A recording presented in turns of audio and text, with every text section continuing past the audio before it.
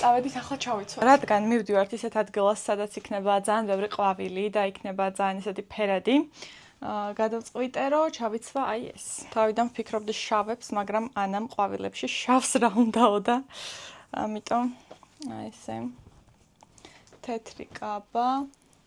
ამას უბრალოდ სხვა ვერაფერი ვერ შევუხამეთ და ამას ჩავიცნევ, ესე შევიკრავ და განახებთ. დავიკავებ ამ ჩანთას და ფეხზე ვიცმევ ამ მაღლებს. კაი, ხა ჩავიცმევ და დაგიბრუნდებით. გუშინ ვფიქრობდი, რომ წავესმევდი აი ამათ, მაგრამ დამავიწყდა დღეს შეზომზე და ხა უკვე რა ხანდა ჩავიცმე და თან თეთრია. ამიტომ ჯერ ჩავიცმევ და ნუ ხელებზე მაინც გადავინაწილებ რა.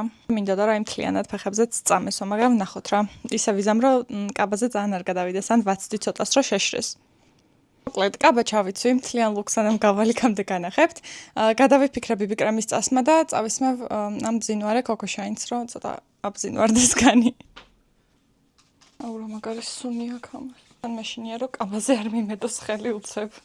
ამას კი არა აქვს ესეთი გადასასვლელი არაფერი, მაგრამ მაინც ოდნავ შეფერილი არის, ამიტომ მაინც ცოტა ხანი ხა ვიდგებით ესე რომ გაშრეს. მაგრამ აი ძალიან ლამაზ სიპრიალეს ადლობს კანს, აი ძალიან ლამაზ და აქვს ენ რაოდენობით ბუჭყუიალები. წავედით და დავიბანოთ ხელები. გავიცვათ ახლა ფეხზეც.